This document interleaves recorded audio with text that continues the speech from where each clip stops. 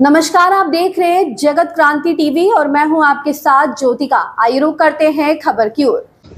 आपके राष्ट्रीय संयोजक अरविंद केजरीवाल ने कहा, आरएसएस वाले कहते हैं कि हम राष्ट्रवादी और देशभक्त हैं। मैं पूरे सम्मान के साथ मोहन भागवत जी से 5 सवाल पूछना चाहता हूं। जिस तरह से मोदी जी देश भर में पार्टियों को तोड़ रहे हैं और लालच देकर या ईडी और सीबीआई की धमकी देकर सरकारें गिरा रहे हैं, क्या यह सही है? मोदी जी ने अपनी पार्टी में सबसे भ्रष्ट नेताओं को शामिल किया है, जिन्हें वह खुद भ्रष्ट कहते हैं। क्या आप ऐसी राजनीति से सहमत हैं? भाजपा का जन्म आरएसएस की कोख से हुआ है। भाजपा को गुमराह ना होने देना आरएसएस की जिम्मेदारी है। क्या आपने कभी मोदी जी को गलत काम करने से रोका है?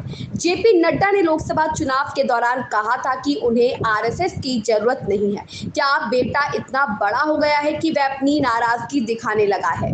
बेटा मात्र संस्था के प्रति अपनी नाराजगी दिखा रहा है। क्या आपको तब दुख नहीं हुआ जब उसने ऐसा कहा? आप लोगों ने कानून बनाया है कि नेता 75 साल के बाद रिटायर हो जाएंगे। अमित शाह कह रहे हैं कि यह नियम मोदी जी पर लागू नहीं होगा। जो आडवाणी जी पर लागू होता था वह मोदी जी पर क्यों लागू नहीं होगा? आरएसएस वाले कहते हैं हम राष्ट्रवादी हैं। आरएसएस वाले कहते हैं हम देशभक्त हैं। आज मैं पूरे सम्मान के साथ आरएसएस के प्रमुख हैं श्री मोहन भागवत जी, मैं पूरे सम्मान के साथ मोहन भागवत जी से 5 प्रश्न पूछना चाहता हूं और आपका समर्थन चाहता हूं। अगर मैं कोई गलत प्रश्न पूछूं तो बता देना और सही प्रश्न पूछूं तो मैं आपसे हाथ खड़ा करवा के पूछूंगा। मेरा पहला प्रश्न है मोहन भागवत जी से, जिस तरह मोदी जी देश भर में लालच देके या ईडी और सीबीआई की धमकी देके डरा के दूसरी पार्टी के नेताओं को तोड़ रहे हैं, पार्टियां तोड़ रहे हैं, सरकारें गिरा रहे हैं, क्या ये देश के लिए सही है? मैं मोहन भागवत जी से पूछना चाहता हूं, क्या आप नहीं मानते कि ये भारतीय जनतंत्र के लिए हानिकारक है?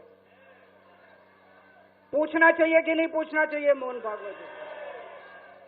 मेरा दूसरा प्रश्न है उनसे, देश भर में सबसे भ्रष्टाचारी नेताओं को मोदी जी ने अपनी पार्टी में शामिल करवा लिया। जिन नेताओं को कुछ दिन पहले मोदी जी ने खुद सबसे भ्रष्टाचारी बोला, जिन नेताओं को अमित शाह जी ने खुद भ्रष्टाचारी बोला, कुछ दिन के बाद उनको बीजेपी में शामिल करा लिया। मैं मोहन भागवत जी से पूछना चाहता हूं, क्या इस प्रकार की राजनीति से आप सहमत हो? क्या आपने कभी ऐसी बीजेपी की कल्पना की थी? पूछना चाहिए कि नहीं पूछना चाहिए मोहन भागवत जी से? मेरा तीसरा प्रश्न है मोहन भागवत जी से, बीजेपी आरएसएस की कोख से पैदा हुई है कि नहीं है? कहा जाता है ये देखना आरएसएस की जिम्मेदारी है कि बीजेपी पथभ्रष्ट ना हो। मैं मोहन भागवत जी से पूछना चाहता हूं, क्या आप आज की बीजेपी के इन कदमों से सहमत हैं? क्या आपने कभी मोदी जी से ये सब ना करने के लिए बोला? मोहन भागवत जी बताएं कि क्या आपने मोदी जी को ये सब गलत हरकतें करने से रोका कभी? पूछना चाहिए नहीं पूछना चाहिए? मेरा चौथा प्रश्न है मोहन भागवत जी से, जेपी नड्डा जी ने लोकसभा चुनाव के दौरान उन्होंने कहा कि बीजेपी को अब आरएसएस की जरूरत नहीं है। आरएसएस बीजेपी की मां समान है कि नहीं है? क्या बेटा इतना बड़ा हो गया कि मां को आंखें दिखाने लग गया? क्या बेटा इतना बड़ा हो गया कि आज मां को आंखें दिखाने लग गया? जिस बेटे को पाल पोस के बड़ा किया, जिस बेटे को प्रधानमंत्री बनाया, आज वो बेटा पलट के मां को अपनी आंखें दिखा रहा है। मातृतुल्य संस्था आरएसएस आज वो बेटा अपनी मातृतुल्य संस्था को आंखें दिखा रहा है।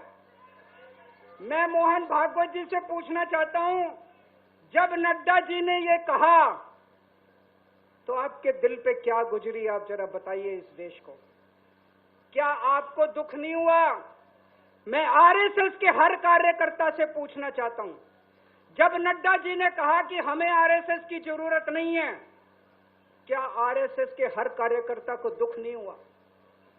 मेरा 5वां प्रश्न मोहन भागवत जी से मैं कहना चाहता हूं, आप ही लोगों ने मिलकर कानून बनाया था कि 75 साल के होने पे कोई भी व्यक्ति रिटायर होगा। इस कानून के तहत आडवाणी जी को रिटायर कर दिया, मुरली मनोहर जी जैसे बड़े बड़े नेताओं को रिटायर कर दिया, बीसी खंडूरी जी को रिटायर कर दिया, कलराज मिश्र को रिटायर कर दिया, शांता कुमार को और पता नहीं कितने लोगों को रिटायर कर दिया। अब अमित शाह जी कह रहे हैं कि ये नियम मोदी जी पे लागू नहीं होगा। तो मैं मोहन भागवत जी से पूछना चाहता हूं, क्या आप इससे सहमत हो कि जो नियम आडवाणी जी पे लागू हुआ वो मोदी जी पे लागू नहीं होना चाहिए? इस खबर में बस इतना ही। बने रहिए जगत क्रांति टीवी के साथ।